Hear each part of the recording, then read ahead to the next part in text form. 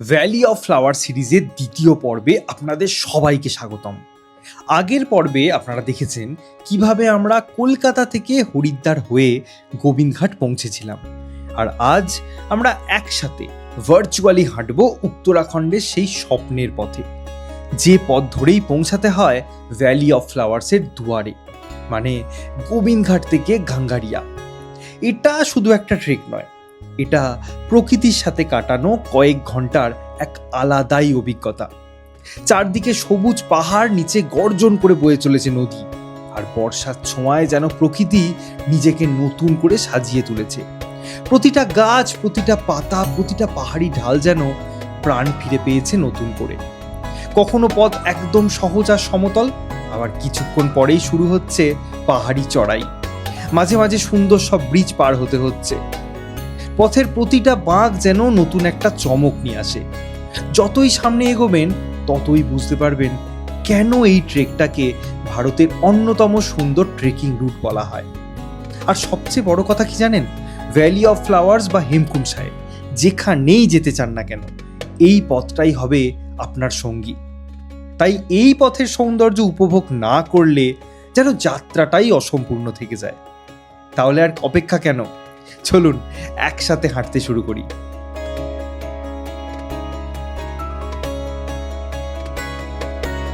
Good morning. সকালবেলা জানালা খুলতেই দারুণ একটা ভিউ পেয়ে গেলাম।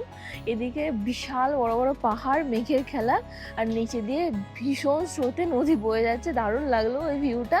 আর এখন বাজে 6:45। আমরা একদম রেডি হয়ে গেছি। আমাদের কাছে যে ট্রলি ছিল বা এক্সট্রা লাগেজ ছিল, ওগুলো আমরা এই হোটেলেরই লকার রুম রয়েছে, ওখানে পার ব্যাগ বা পার ট্রলি 100 টাকা করে নেবে। 4 দিনের জন্য আমরা রেখে যাচ্ছি। আর বাকি যা কিছু আছে রাকসাকে আমরা নিয়ে নিয়েছি। এবং এখান থেকে আমরা যে গাঙ্গারিয়ায় যাব আজকে, তার ডিস্টেন্স প্রায় 13 কিলোমিটার। তার মধ্যে 4 কিলোমিটার মতন আমরা গাড়ি করে যেতে পারবো, এবং গাড়িটা এখানেই 500 মিটার নিচে থেকে ছাড়ে। 50 টাকা পার পার্সন করে নেয়। ওগুলো শেয়ারিং গাড়ি হয় এবং গ্রাউন্ড ক্লিয়ারেন্স বেশি লাগবে। মানে নিজেদের গাড়ি থাকলেও কিন্তু আপনারা ওটা নিয়ে যেতে পারবেন না, কারণ ছোট গাড়ি বা ওরকম মানে ওই 4 টাইপের ওই ধরনের গাড়িই লাগবে। তো চলুন আস্তে আস্তে আরও ইনফরমেশন দিতে থাকবো। এক্স্যাক্টলি 7টা বাজে আমরা আমাদের হোটেল থেকে বেরিয়ে গেলাম। হোটেল থেকেই এই লাঠিগুলো নিয়ে নিলাম, 50 টাকা করে নিল। দুজনেই নিয়েছি, ওরা নেয়নি। দাদার কাছে ছাতা আছে লম্বা। তো হেভি এক্সাইটেড, আর খুব ভালো এখানটা লাগছে দেখতে। মেঘের খেলাগুলো বিভিন্ন দিকে পাহাড়ের খাঁজে খাঁজে, মানে অসাধারণ লাগছে। ওই যে দূরে দেখা যাচ্ছে কিনা আমি জানি না, গাড়ি দেখা যাচ্ছে। আমাদেরকে ওইখানটা উঠে যেতে হবে, ওখানেই আমরা শেয়ার গাড়িটা পাবো। 500 মিটার এখান থেকে বললো।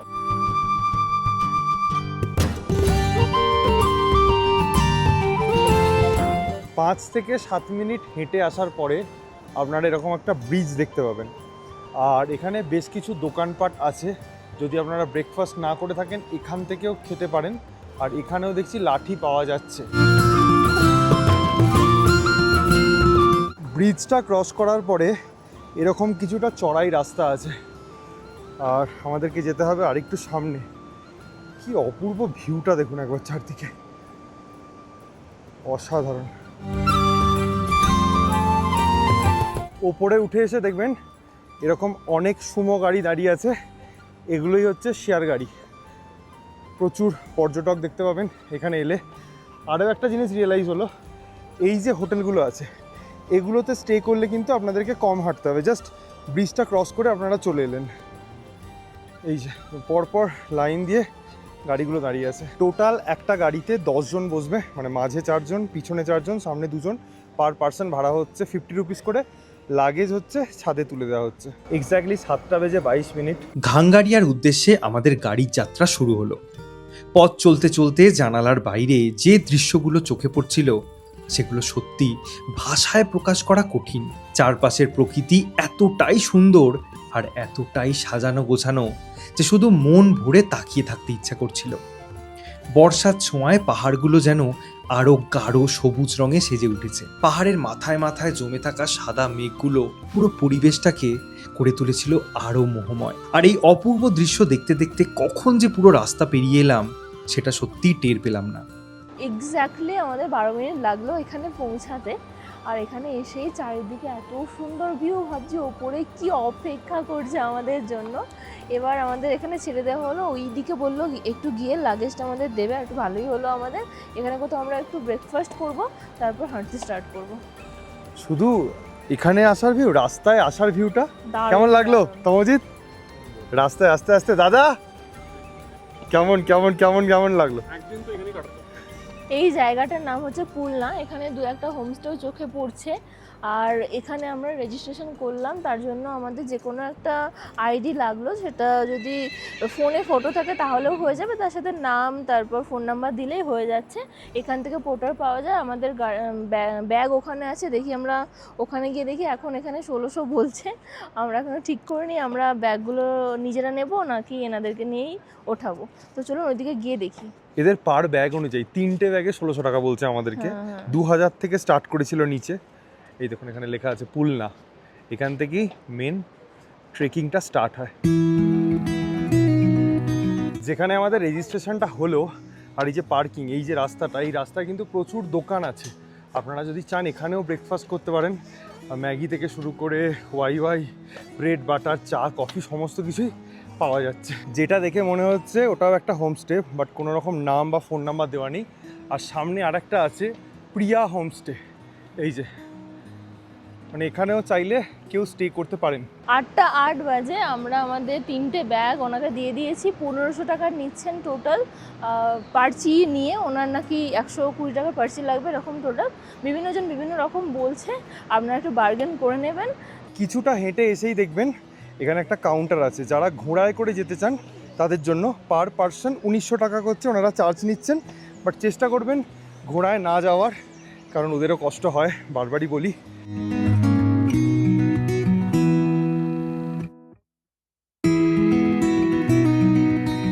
আগামী 1 মিনিট আপনাদেরকে অনেকটা ইন্সপায়ার করবে এই কয়েকজন মানুষ। এজগুলো একটু পায়েল বলো। এই দাদি হচ্ছে 70, বেনা 85, আর ওই দাদি 70 70। তিনজন দিদা নিজে পায়ে হেঁটে উইদাউট ঘোড়া উঠছেন ভ্যালি অফ ফ্লাওয়ার্স আর হেমকুণ্ড সাহেব। আর 30-25 বছরের ছেলেমেয়েরা ভাবছে পারবো, কষ্ট হবে না, ঘোড়ায় সিঁড়ি করে অনেকগুলো যাবো। আছে। This is inspiration. আপনারা এটা দেখুন, ভাবুন, আর নিজেরা বিচার করুন ওই অবলা জীবগুলোকে আপনারা কষ্ট দেবেন নাকি মনের জোর খাটিয়ে পায়ে হেঁটে ওপরে উঠবেন। आप लोग हेमकुंड जा रहे हैं दादी? बाप रे हेमकुंड। রাইট। আমরা যখন হেমকুণ্ডের নাম শুনেছিলাম 45 ডিগ্রি ইনক্লাইন শুনেছিলাম, ভয় পেয়েছিলাম। এনাদের দেখে সমস্ত ভয় কেটে গেছে। সিরিয়াসলি বলছি, এই মানুষগুলোই আসল ইন্সপিরেশন এই সমস্ত জায়গায় যাওয়ার জন্য। তারপর দিদাদের সঙ্গে গল্প করতে করতেই হাঁটতে শুরু করলাম। সত্যি বলতে সেই মুহূর্তগুলো ছিল এই ট্রেকের অন্যতম সুন্দর এক অভিজ্ঞতা। এই বয়সেও নিজের পায়ে হেঁটে এতটা পথ অতিক্রম করার যে ইচ্ছা শক্তি, সেটা দেখে আমরা সত্যি অবাক হয়ে গিয়েছিলাম। কখনো তাদের সঙ্গে পা মিলিয়ে হাঁটছিলাম, তো কখনো আবার হাত বাড়িয়ে একটু সাহায্য করার চেষ্টা করছিলাম। তবে একটা সময় বুঝতে পারলাম সাহায্যের প্রয়োজন হয়তো তাদের শরীরের থেকে আমাদের মনেই বেশি ছিল। কারণ এই মানুষগুলোর মনের জোর, ধৈর্য আর দৃঢ়তা আমাদের থেকে অনেক অনেক বেশি। এখন 9টা বাজে, আমরা অনেকটাই দাঁড়িয়ে দাঁড়িয়ে ব্লগ করতে করতে আসছি। আর পুরো রাস্তাটাই এখনো পর্যন্ত এরকম মাঝে মাঝে এরকম একটা একটা স্টেপ রয়েছে, এবং এরকম বসার জায়গাও রয়েছে কিছুটা ছাড়া ছাড়া। আপনারা চাইলে কিন্তু রেস্ট নিয়ে নিয়ে যেতে পারেন। আর এখন রোদও বেরিয়ে গেছে, তাই গরম হচ্ছে, মেঘও রয়েছে, মানে সব মিলিয়ে সমস্ত ওয়েদারটাই আমরা এনজয় করছি। সত্যি বলতে একসঙ্গে হাঁটতে হাঁটতে ট্রেক করার মজাটাই আলাদা। পথটা যতই লম্বা হোক না কেন, কাছের মানুষ আর চারপাশে এমন সুন্দর প্রকৃতি থাকলে সেই কষ্টটা অনেকটাই হালকা হয়ে যায়। যাওয়ার পথে কিছু স্থানীয় মানুষের সঙ্গেও দেখা হয়ে গেল, 2-4টে গল্প, একটু হাসি মজা। আর সেসব করতে করতেই কখন যে সময় কেটে যাচ্ছিল বুঝতেই পারছিলাম না। চারদিকে ঘন সবুজে মোড়া পাহাড়, সারি সারি গাছপালা, পাহাড়ি রাস্তা আর ছড়িয়ে থাকা পাথর, সব কিছু মিলিয়ে প্রকৃতি যেন এক অদ্ভুত শক্তি আর সাহস জোগাচ্ছিল মনে। আজকের ওয়েদারটা দেখুন কি ভালো হয়ে যাচ্ছে। এই দাদা ট্রেক করে ফিরছেন, বলছেন নাকি 2 দিন পুরো বৃষ্টি, মানে কিচ্ছু ক্যামেরা বের করতে পারিনি। তাই এত বাজে ওয়েদার ছিল, এত বাজে ওয়েদার। আপনি কি দুটোতেই গেছেন? দুটোতে। কোনটা আগে যাওয়া উচিত? Valley of flowers. তাই ভ্যালি অফ ফ্লাওয়ার্স আগে যাওয়া উচিত। কেমন ফ্লাওয়ারিং হয়েছে? খুব ভালো হয়েছে, সবকিছু পেয়ে যাবেন। তাই? তো ভর্তি হয়ে গেছে। তাই? গুড্ডু সাহেব থেকে ব্রহ্মকমলও পেয়ে যাবেন। তাই? ন্যাচারাল ব্রহ্মকমল, মানে ওখানে যে টপে আছে ওগুলো নয়, এমনি আচ্ছা, এমনি পাইপ আছে। প্রচুর ব্লু পপি, প্রচুর হয়েছে ওইদিকে। দাদা তো পুরো খুশি করে দিল আমাদেরকে। চারদিকে ল্যান্ডস্কেপগুলো একবার শুধু দেখুন, মানে কোনটা ছেড়ে আপনাদেরকে কোনটা দেখাবো নিজেরাই বুঝতে পারছি না। এই ট্রেকটা 3-4 ঘন্টায় কমপ্লিট হয়ে যায়, বাট আমরা যে স্পিডে হাঁটছি আমাদের আরও বেশি লাগবে, কারণ আমরা প্রতিটা মুহূর্ত খুব এনজয় করতে করতে হাঁটছি। চারদিকটা একবার দেখুন, ঠিক এরকম ওয়েদারই আমরা চেয়েছিলাম। নীল আকাশ থাকবে, হালকা হালকা মেঘ থাকবে, খুব বেশি গরম থাকবে না। অসাধারণ। আমাদের ডেটটা চুজ করা দারুণ হয়েছে, পুরোটাই ওর ক্রেডিট। ইয়েস।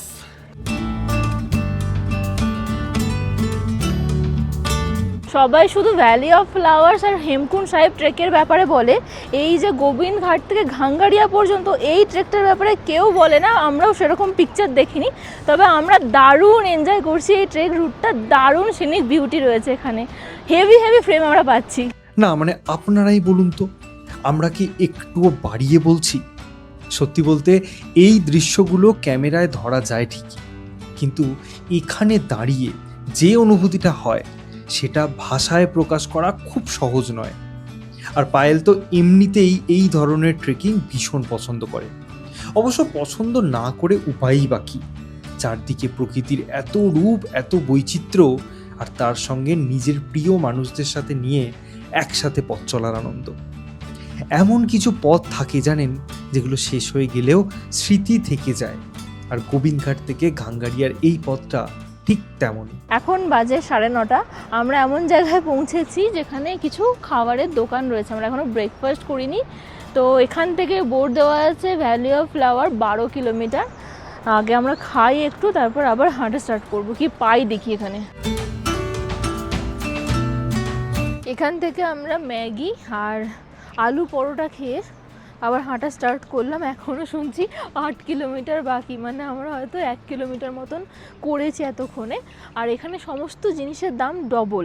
জলও কিন্তু 20 টাকারটা 40 টাকা নিচ্ছে।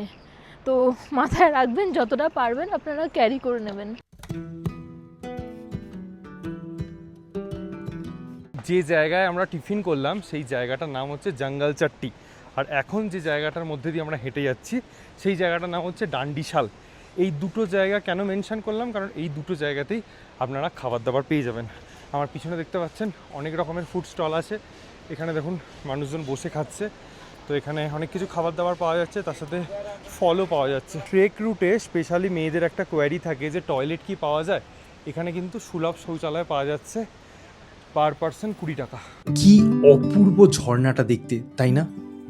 এই ট্রেকের বেশিরভাগ পথটাই পাথর দিয়ে তৈরি সমতল রাস্তা, তবে মাঝে মধ্যে কিছু সিঁড়িও পড়বে, যা পথটাকে আরও সুন্দর করে তোলে।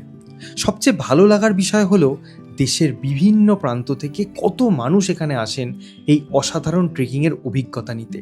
আর আমরা যে কতটা ভাগ্যবান সেটা আজকের আবহাওয়া দেখলেই বোঝা যায়। আকাশ একেবারে পরিষ্কার, মনে হচ্ছিল প্রকৃতি যেন নিজেই চাইছে আমরা এই যাত্রার প্রতিটা মুহূর্ত মন ভরে উপভোগ করি। এতক্ষণ ধরে আমরা হেঁটে এলাম, এরকমই পাথরের রাস্তা করা ছিল, কোনো রকম প্রবলেম হচ্ছিল না। এবার দেখুন এইদিকে কীরকম পাথরের পুরো মানে রাস্তাই আর আমরা খুঁজে পাচ্ছি না। এইভাবে দেখি কতটা নাকি পুরোটাই এরকম, দেখা যাক। জাস্ট 50 মিটারও ওরকম না, আবারও শুরু হলো এরকম। আচ্ছা, আবারও এখানটা কিছুটা অল্প মানে একটু ভাঙাচোরা, হয়তো বা স্টার্ট হয়েই গেল। হাঁটতে হাঁটতে যখন আপনারা অনেক অনেক পাখির আওয়াজ শুনতে পাবেন, তখনই আপনারা বুঝতে পারবেন যে আপনারা নন্দা দেবী ন্যাশনাল পার্কের মধ্যে ঢুকে গেছেন। আর এই জায়গাটার মধ্যে যে কি অদ্ভুত শান্তি রয়েছে, না এলে বুঝতে পারবেন না। চারিদিকে বিভিন্ন রকমের গাছ, তার উপর পাশ দিয়ে বয়ে চলেছে নদী, তার বয়ে চলার শব্দ থেকে আরম্ভ করে আরও কত কি এখানে এসে ফিল করতে পারবেন। তার সাথে এখানে একটা ম্যাপেল ট্রি রয়েছে, ওই সূর্যের আলোটা পড়ছে, আলো আঁধারির যে ব্যাপারটা, ওটা জাস্ট দারুণ লাগছে। পা হয়তো ধীরে ধীরে ক্লান্ত হয়ে পড়ছিল, কিন্তু মন বারবার বলছিল আর একটু এগিয়ে চল, আর বেশি দেরি নেই। আচ্ছা বলে রাখি, আপনারা চাইলে কিন্তু এরকম পিট্টু করেও যাতায়াত করতে পারেন। আমরা ভুন্ডার পৌঁছে গেছি। এখানে কিছু ম্যাগি পয়েন্টস রয়েছে এবং এখানে দুখানা রাস্তা রয়েছে, একটা নিচে যাচ্ছে একটা উপরে যাচ্ছে, দুটোই গাঙ্গা এরিয়াতে যায়। নিচেটা প্রেফারেবল, ওপরটা হচ্ছে একটু খাড়াই রয়েছে, তো আমরা নিচে দিয়েই যাব। আর এখানে আসা মানে আপনারা হাফ রাস্তা চলে এসেছেন, আর মাত্র 4 কিলোমিটারই আছে। এই জায়গাটায় অনেকগুলো পুরানো বাড়ি আছে, দেখে মনে হবে কোনো অ্যাবান্ডেন্ট ভিলেজ। একটা সাজেশন আপনাদেরকে দিয়ে রাখি, এখানে জলের বোতলের দাম 50 টাকা, যেটা নিচে ছিল 20 টাকা। তাই যদি মনে হয় আপনারা নিচে থেকে কিন্তু জল ক্যারি করবেন, যদি আপনারা পোটার ভাড়া নেন তাহলে জলটা তাদেরকে দিয়ে দেবেন, তারাই ক্যারি করে দেবে। যত ওপরে উঠবেন তত কিন্তু আস্তে আস্তে জল বা যে কোনো খাবারের দাম বাড়ছে। ইভেন একটা নিম্বু পানি, সেটার দামও কিন্তু 50 টাকা, এটা মাথায় রাখবেন। আর তার সাথে সামনে একবার ভিউটা দেখুন, কি অপূর্ব লাগছে। কিছুটা হাঁটার পরে দেখতে পাবেন শ্রী নন্দাদেবী মন্দির, এই হচ্ছে মন্দিরের মেন গেট। আর এখানে একটা দুটো দোকান আছে, এখান থেকে ভিউটা দেখুন কি ভালো লাগছে, মানে পুরো গ্রিনারি চারদিকে, অসাধারণ। পাশ দিয়ে একটা নদী বয়ে যাচ্ছে, কি বললো নামটা? লক্ষণ গঙ্গা নদী। এই যে নদীটা বয়ে যাচ্ছে, এটা একটা ছোট্ট টিপ আপনাদেরকে দিয়ে রাখি। মেন পয়েন্টে যেখানে একসাথে 4-5টা দোকান আছে সেখানে জলের দাম হচ্ছে 60 টাকা, নিচে 20 টাকা, এখানে হয়ে গেল 60 টাকা। কিন্তু নন্দাদেবী মন্দিরের পাশে বা যেগুলো ছাড়া দোকান, সিঙ্গেল স্ট্যান্ড অ্যালোন, সেখানে কিন্তু 40 টাকায় আমরা পেয়ে যাচ্ছি। তাই একটু দেখে শুনে কিনবেন। মন্দির থেকে কিছুটা আসার পরে দেখবেন এরকম একটা সিঁড়ি আছে। এই সিঁড়িটা দিয়ে যদি আপনারা উঠে যান, এটা 500-600 মিটার কম আপনাদেরকে হাঁটতে হবে, বাট আমরা উঠবো না, আমরা নর্মাল রাস্তাতেই যাব। আমাদেরকে এখন যেতে হবে এই রাস্তা দিয়ে। এই হচ্ছে লক্ষ্মণ গঙ্গা, কি স্রোত দেখুন একবার। আর এইখান থেকে এই ভিউ, এখানে বেশ কিছু দোকানপাট আছে, চাইলে আপনারা কিছু খাওয়া দাওয়া করতে পারেন এখানে। এখন বাজে 12:40, ঠিকঠাক হাঁটলে আমরা 2-2.5টার মধ্যে পৌঁছে যাব। এই মুহূর্তে একটা ব্রিজের ওপরে দাঁড়িয়ে আছি, যেটা লক্ষ্মণ গঙ্গার ওপরে অবস্থিত, এবং এই ব্রিজ থেকে কি ভিউ দেখুন একবার, কি অসাধারণ লাগছে। জলের প্রবল আওয়াজ হয়তো আপনারা শুনতে পাচ্ছেন, ওখানেও একটা বড় ব্রিজ আছে। এই রুটটাতে বেশ কয়েকটা পরপর খাবারের দোকান আছে, এখানেও আছে, কিন্তু দামটা একটু বেশি হবে, এটা মাথায় রাখবেন। এই ব্রিজের এখানটা ক্রস করার পরে বেশ কিছুটা খাড়াই রাস্তা আছে। এখন সূর্যি মামা মারাত্মক তেজ দিয়েছেন আমাদের মাথার উপরে, তার জন্য ভালোই গরম লাগছে। আচ্ছা, কিছুটা উপরে উঠে আসার পরে আবার কিন্তু প্লেন রাস্তা। শেষের পথটা কিন্তু বেশ খাড়াই, বলো? হ্যাঁ, ভালোই কিন্তু কষ্ট হচ্ছে। কি যদি এরকম উঠতে উঠতে কষ্ট হয়, এখানে অনেক বেঞ্চ আছে, একটু বসে রেস্ট নিয়ে নেবেন, একটু জল খাবেন, ডার্ক চকলেট সাথে রাখবেন, পারলে একটু ড্রাই ফ্রুটসও রাখবেন যাতে এনার্জি পান। ঘড়ির কাঁটা বলছে 1:30। আমাদের এখনও যেতে হবে 3 কিলোমিটারের একটু বেশি। এতটাই লাস্টটা চড়াই না যে আমরা 50-60-100 মিটার মতো হাঁটছি, আবার রেস্ট নিচ্ছি, আবার হাঁটছি। আর আমাদের যিনি পোটার দাদা আছেন, তিনিও কিন্তু সমানভাবে আমাদেরকে পাল্লা দিয়ে হেঁটে যাচ্ছেন। মারাত্মক এনার্জি এনাদের। হ্যাঁ, আমাদের এনার্জিটা অনেকটা কম হয়ে গেছে, এটা বোঝা যাচ্ছে। আমরা এই ট্রেকের জন্য যোগা বার, প্রোটিন বার আর এনার্জি বার এনেছিলাম, এখন সেগুলো খাবো। উফ, মনে হলো একটু এনার্জি ফিরে পেলাম। কিন্তু সত্যি বলতে জানেন, একবারও মনে হয়নি যে এই রাস্তাটা বড্ড একঘেয়ে। তারপর বেশ কিছু শহর ট্রেকারকে দেখে মনে সাহসও পেলাম আর এগোতেও থাকলাম। এখনও প্রায় 2 কিলোমিটার আমাদেরকে যেতে হবে। এখানে একটা বিশাল পাহাড় চোখে বললো, যেটা দেখানোর সেটা হচ্ছে দেখুন, জুম করে দেখাচ্ছি, কতগুলো মৌমাছির চাক, টোটাল 13টা আছে। আর হালকা ঢেউ খেলানোর মতো একটা হচ্ছে, এটা অনেকক্ষণ ধরে দাঁড়িয়ে থাকলে আপনারা বুঝতে পারবেন। কিছুটা ওয়েদারটা এখানে ক্লাউডি হয়ে রয়েছে, ঠান্ডা ঠান্ডা হাওয়া দিতে শুরু করেছে। ওদিকটা এখনও কিছুটা ক্লিয়ার ওয়েদার, দেখুন রোদের আলো পড়েছে। আমাদেরকে নিচে থেকেই বলেছিল যে আস্তে আস্তে ওয়েদার খারাপ হতে পারে। যে মানুষটার কথা কালকে আমি আর অভিষেকদা আলোচনা করছিলাম, এই হচ্ছে আঙ্কেল। কেমন এনজয় করলেন রাস্তাটা? হোটেলটা বুক করে দেবো? ঠিক আছে, একসাথে থাকবো। চলুন আপনি ভেতরে, ওপরে চলুন। তারপর আমাদের এই গোবিন্দঘাটের হোমস্টেতে এসে দুটো আঙ্কেলের সাথে আলাপ হয়েছিল। একজন যিনি এইমাত্র ঘোড়ায় গেলেন, উনিও ভীষণ জলি মানুষ। আর এই আঙ্কেল, ইনি এসছেন চেন্নাই থেকে, 30 বছর ধরে সোলো ট্রাভেল করছেন এবং এখানে DSLR, GoPro, ড্রেস নিয়ে at the age of 70 uncle right, দুটো ব্যাগ, পিঠে একটা সামনে একটা ব্যাগ নিয়ে এই হাঁটছেন, এই মনের জোর। আপকো, হ্যাঁ আমরা পারছি না আঙ্কেল, আপকো ইতনা कैसे मतलब जो अंदर से होता है ना कि मैं कर लूँगा, ये कहाँ से आता है? ऊपर वाले से? Yeah, no, mind. ओ माइंड, তার মানে মাইন্ডসেট ইজ এভরিথিং। Yeah. अगर no कोई physics- चाहे तो कर सकता है। No physics is required. No physic is required, only way. এটা কিন্তু এই আঙ্কেল বলছেন যিনি 30 বছর ধরে সোলো ট্রাভেলের এক্সপিরিয়েন্স, মানতে হবে। তো মনের জোর কখনো হারবেন না। আসুন, ঘড়ির কাঁটা জানান দিচ্ছে এক্স্যাক্টলি 2:52। আমরা এখনও পৌঁছাতে পারিনি, আমাদের এখনও মোটামুটি 1.5 কিলোমিটার মতো হাঁটতে হবে এবং লাস্টের রাস্তাটা কিন্তু বেশ টাফ, স্টিপ। আমরা জাস্ট কিছুক্ষণ পরপরই বসে যাচ্ছি, রেস্ট নিচ্ছি। তার জন্য কি হচ্ছে, আমাদের সময়টা একটু বেশি লাগছে। আর যেহেতু আমরা ভিডিও করতে করতে আসছি, কথা বলতে বলতে আসছি, অবভিয়াসলি একটু বেশি হাঁপাবো। আপনাদের হয়তো যদি অভ্যাস থাকে ট্রেক করার, হাইক করার, তাহলে কিন্তু তাড়াতাড়ি পৌঁছে যাবেন, এত সময় লাগবে না। এবার মনে হয় আমরা অনেকটাই কাছাকাছি চলে এসেছি। অদ্ভুত সুন্দর পরিবেশটা হয়ে আছে এখন, চারদিকে সাদা সাদা মেঘগুলো, রোদ চলে গেছে। এই যে দেখুন, কিছু ক্যাম্প সাইট, টেন্টস আমরা দেখতে পাচ্ছি, এগুলোতে থাকার ব্যবস্থা আছে। আর এদিকটা যদি একটু প্যান করি, দেখুন কি সুন্দর মেঘগুলো জমে আছে। আর আমরা অনেকগুলো আজকে ওয়াটারফলস দেখলাম, নাম না জানা। এই যে, যেহেতু বর্ষাকাল প্রচুর জল আছে, তার জন্য আছে। অপূর্ব সুন্দর লাগছে চারদিকটা। এই যে টেন্টগুলো দেখতে পাচ্ছেন, এখানে খরচাটা জিজ্ঞাসা করলাম, যদি শুধুমাত্র রুম নেন তাহলে হচ্ছে 3000 টাকা, আর যদি থাকা এবং খাওয়া মানে ব্রেকফাস্ট আর ডিনারের সাথে নেন তাহলে হচ্ছে পার পার্সন 2000 টাকা, যেটা আমাদের কাছে অনেকটাই বেশি বলে মনে হয়েছে, বার্গেন করতে হবে। আর আমাদের হোটেলটা হচ্ছে কিছুটা গিয়ে ওপরেই। কি সুন্দর লাগছে না? গাঙ্গারিয়া ভিলেজে ঢুকতেই এই চারপেই বাচ্চাটার সাথে দেখা হলো। এটা হচ্ছে 17 মাস বয়স। কি নাম বললা? ব্যানা, টিবেটিয়ান মাস্টিফ। কি সুন্দর দেখতে, দেখুন। ভেবেছিলাম গাঙ্গারিয়া ঢুকে গেছি মানে মোটামুটি পৌঁছেই যাব, বাট এই হাঁটতেই হচ্ছে, মানে মেন যে ডেস্টিনেশন সেটা দেখতেই পাচ্ছি না। তার জন্যই মনে হচ্ছে আর কতক্ষণ। এই যে এখনও দেখুন এরকম রাস্তা, আরও বেশ কিছুটা যেতে হবে। অলরেডি ঠান্ডা লাগতে শুরু করেছে। বিকাল 4টে বাজে এক্স্যাক্টলি আমরা গাঙ্গারিয়া এসে পৌঁছানোর পরই এখানে বেশ কিছু হোটেল চোখে পড়লো, রেস্তোরাঁ সহ। এই যে দুদিকে, মানে এখান থেকেই মেনলি হোটেলগুলো চালু হচ্ছে। এই যে হোটেল নন্দা পার্বতী, এটাই হচ্ছে আমাদের হোটেল। এখানে দেখছি খাবার দাবারের ব্যবস্থাও আছে, এখানে আমরা স্টে করবো আজকে। তার পাশেই আছে হোটেল শ্রী নন্দ লোকপাল।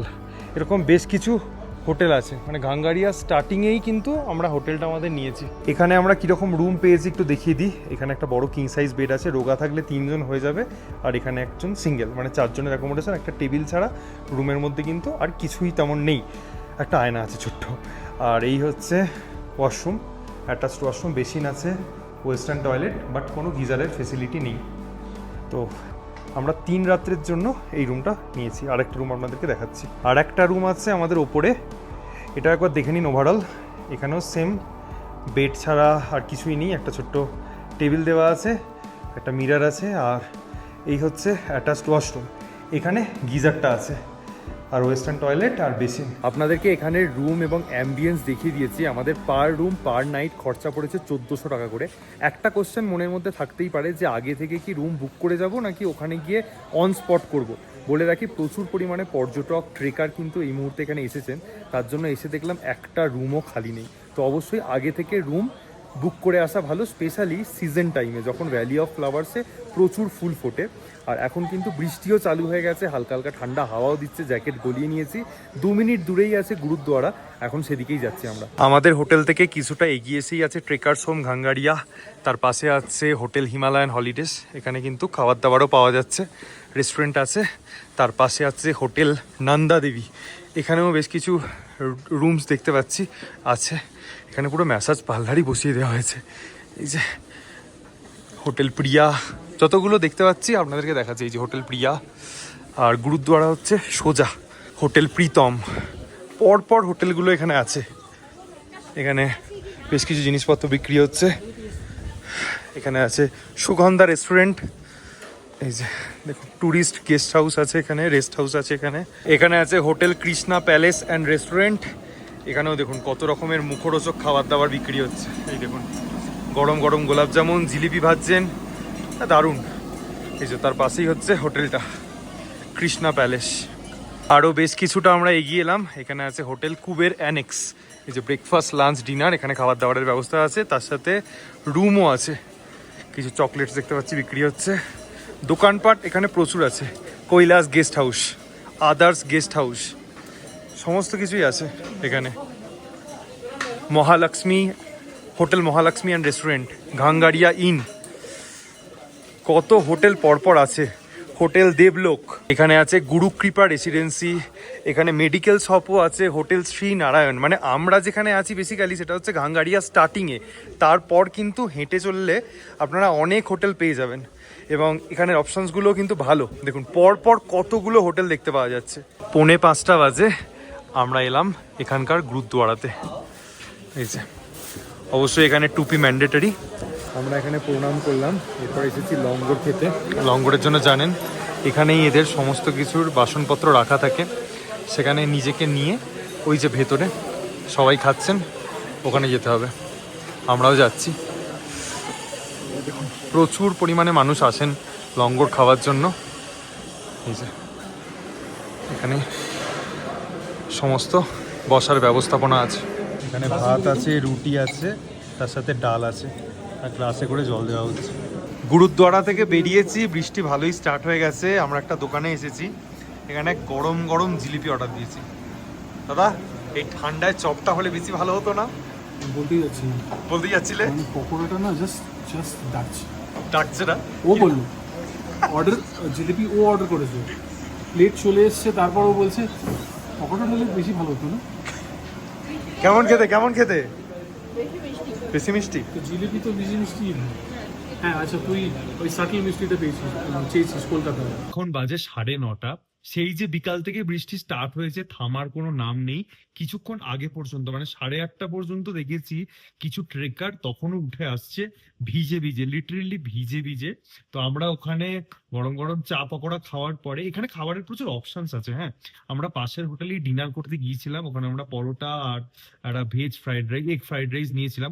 একটা কথা বলে রাখি, অবশ্যই এখানে সমস্ত জিনিসেরই না দাম ডাবল। আমাদের ডিনারের বিল হয়েছে টোটাল 270 টাকা, মানে 10 টাকার বিস্কিটও এখানে 20 টাকা, বিকজ অফ ক্যারিং কস্ট। এটা কিন্তু অবশ্যই মাথায় রাখবেন। যদি মনে হয় যে এক্সট্রা একটা ব্যাগ করব শুধুমাত্র খাওয়া দাওয়ার জন্য, আমার মনে হয় আপনারা টাকা সেভ করতে পারবেন, এটা আমাদের মনে হয়েছে। আর যদি জল, আপনারা লোকাল জলে অভ্যস্ত হন ঠিক আছে, নাহলে জিওলিন ক্যারি করতে পারেন জল পরিশুদ্ধ করার জন্য, কারণ এখানে জলের দাম অনেক বেশি, 50 টাকা এক বোতলের দাম, সেটা অবশ্যই মাথায় রাখবেন। যাই হোক, পরের পর্বে এক্সাইটিং এপিসোড একদম ভ্যালি অফ ফ্লাওয়ার্স ট্রেকটা থাকবে। এই ব্লগটা এখানেই এন্ড করছি। যদি এর মধ্যে কোনো রকম কোনো ইনফরমেশন জানার থাকে ডেফিনেটলি আমাদের কমেন্ট সেকশনে জানাবেন। আর যদি এই ব্লগটা ভালো থাকে জানেন কি করতে হবে। সবাইকে গুড নাইট, দেখা হচ্ছে পরের পর্ব নিয়ে।